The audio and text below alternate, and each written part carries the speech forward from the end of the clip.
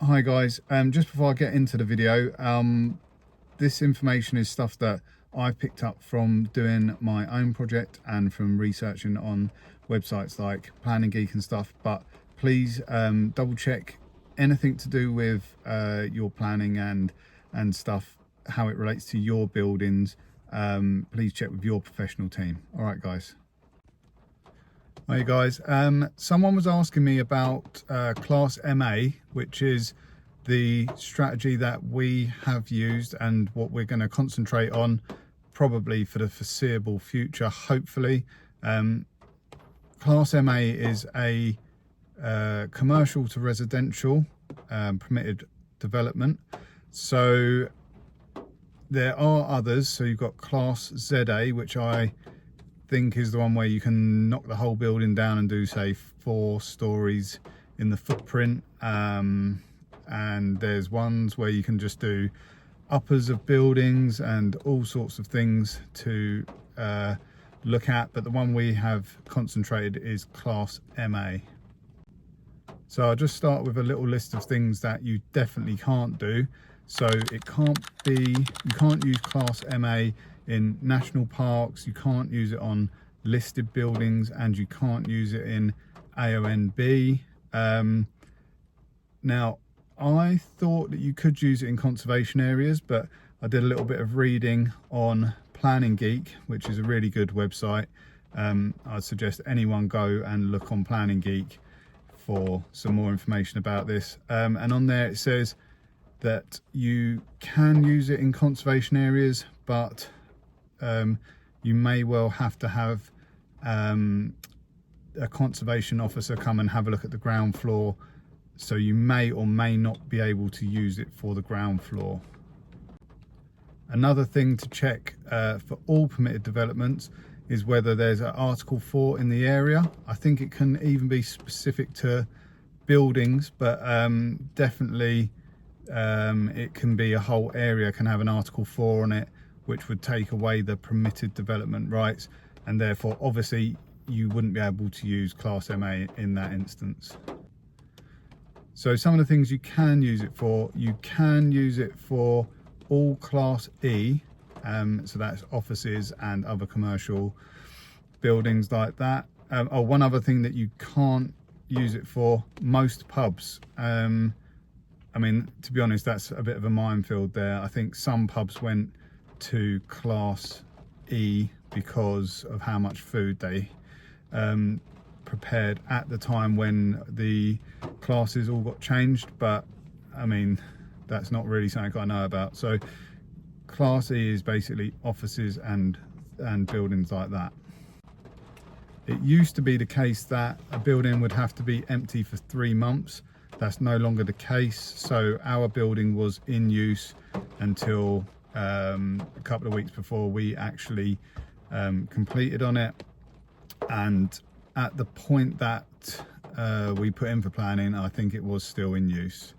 There's also now no size restraints, so I think it was you couldn't do more than 1,500 square meters before, but now there's no size stopping you from doing it. So also the building has to have been commercial Class E for at least 2 years, so you can't change a building to Class E and then immediately convert it. You can't extend. So on R1 it would have been great if we could have just extended a couple of meters, and it means we would have got a whole nother flat in, but unfortunately we would have had to have extended, then waited 2 years, and then we could have converted those extra few meters. You can't do external changes to a building with Class MA. So if you need to do things like windows and doors, mainly you would have to do those first while it's still commercial, and then change of use the whole building. we were told that some councils allow you to put the planning permission and the change of use under Class MA in at the same time, but again, I'm not an expert, so I would always say speak to your planning consultant about that. The other things to consider when doing Class MA is there is a list of things that you do have to be concerned with. So things like transport, I think parking, flooding, daylight, sunlight, those are all in the realms of Class MA. So they're all things that will be taken into consideration for Class MA.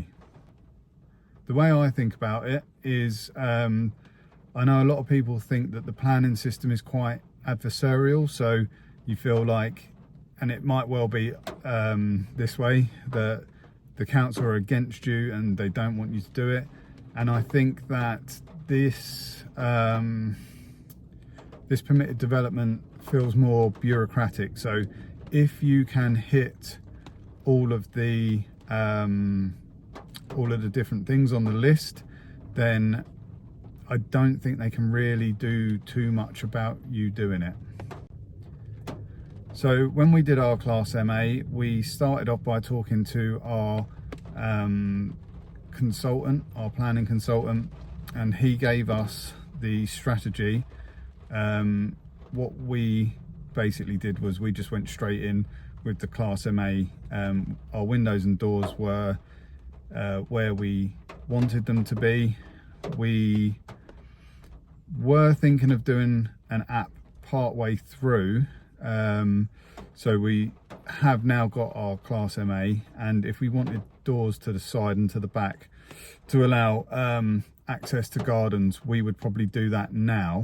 The difference between doing it now and doing it before is that when you're doing it before, you are trying to get to the point where the building is going to be acceptable for the Class MA change. So for example, if you wanted to have a bedroom but you had no window, then you would need to put the window in the bedroom first to be allowed to have Class MA, whereas our changes are only sort of to add value. So if you had access to the outside, that may well add value, if that makes sense. Our planning consultant also is very belt and braces, so we did a parking survey and a transport statement.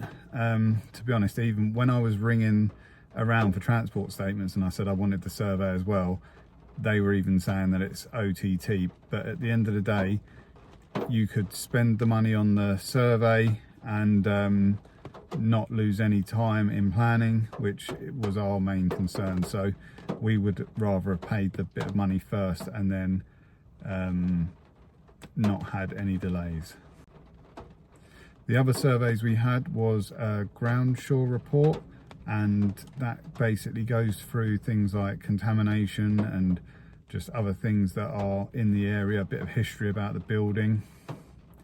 When we put that in, it said low to medium, and I think if we had that again, if we had a low to medium for contamination, we would go straight into a phase 1 report and put that in as well, because that got picked up immediately by the planners and we had to have it done anyway, and it did actually delay things about 3 months so when I say delay things, it went on as a condition for us to get that report, and then it was 3 months to discharge the condition. Right guys, so that was just a brief overview of Class MA permitted development, but have a look at Planning Geek's website and also consult with your professional team, your architects and your planning consultants, and hopefully you guys find some use in it, and I will see you on the next video.